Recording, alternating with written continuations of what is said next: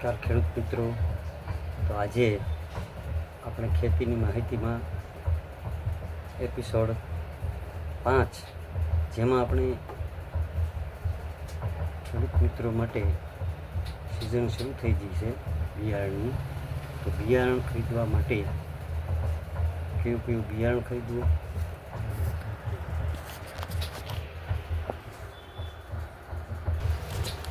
નમસ્કાર ખેડૂત મિત્રો. આજે બિયારણ માટેની માહિતી આપણે પૂરી પાડવાની છે, જેની અંદર હવે બિયારણ ખરીદવાનું સિઝન શરૂ થઈ ચૂકી છે, વાદળા થવા માંડ્યા છે. તો ખેડૂતોની પહેલી કામગીરી જે છે વાવણી, એ બિયારણ ખરીદવા માટેની હોય છે.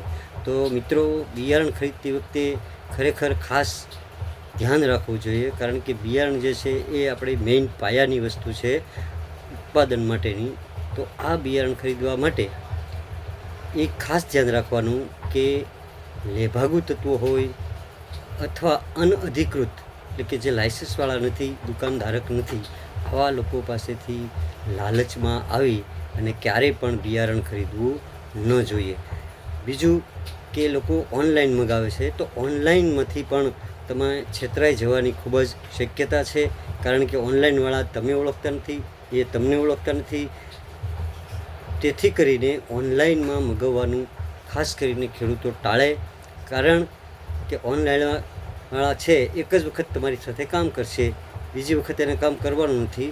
એટલે એ બહુ એવી કાળજી નહીં રાખે. પરંતુ સ્થાનિક વેપારી જે છે, તમે જેની સાથે કાયમિક કામ કરો છો, જેની સાથે દવાની વ્યવહાર કરો છો, કાયમિક બેસતા હોય છે, આવા લોકો જે છે, વેપારી જે છે, કાયમ પેઢી લઈને બેઠા છે, એને કંઈક ને કંઈક તમારી શરમ લાગશે. એ પણ ખેડૂત હોય છે, એટલે એને પણ ખ્યાલ હોય છે કે સારું બિયારણ આપવું જોઈએ, ઉત્પાદન આપે એવું બિયારણ આપવું જોઈએ, સાવ હલકી ગુણવત્તાવાળું બિયારણ ન પધરાવી દેતા હોય. તેથી કરીને ખાસ ખેડૂત મિત્રોને મારે જાણ કરવાની છે કે લેભાગુ હોય, વચેટિયાઓ હોય અથવા તો ફેરિયાઓ હોય, ઓનલાઈન હોય, આ લોકો પાસેથી કોઈ દિવસ માટે બિયારણ ખરીદવું ન જોઈએ.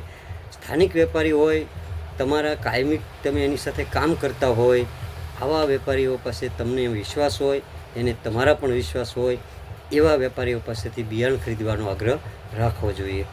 બીજું કે બિયારણ જે છે એ પસંદગી માટે આપણે આપણી પસંદગી કરવી જોઈએ, નહીં કે કોઈની બીજાની. ઘણા ખેડૂતો આવતા હોય છે તો એમ કહે છે કે ફલાણા ભાઈને એટલા મણ ઉતરો આવ્યો તો મારે એ બિયારણ જોવે છે. એવું નહીં, તમારું ખેતર છે, તમારું કેવું ખેતર છે, કેવી જમીન છે, કેવી આબોહવા છે, કેવું હવામાન છે, એને અનુકૂળ આવે છે, એ જોઈને બિયારણ ખરીદવું જોઈએ. ન કે બીજા કે મારે આ સારું થયું. ધારો કે તમે અમરેલી વિસ્તારના ખેડૂતોનો કોઈનો અભિપ્રાય લ્યો કે મારે આ બિયારણ સારું હતું અને એ તમે અહીંયા વાવો, તો આપણા વાતાવરણમાં અને એ બાજુના વાતાવરણમાં ઘણો ફેર હોય છે, એટલે એ બિયારણ અહીંયા સક્સેસ જતા નથી.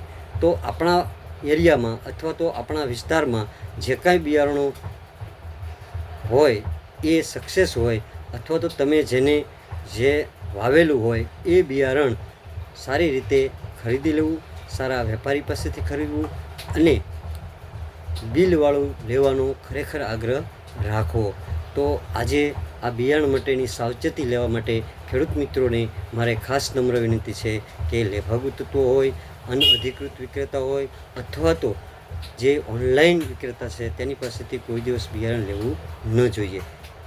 જય યોગેશ્વર ભગવાન.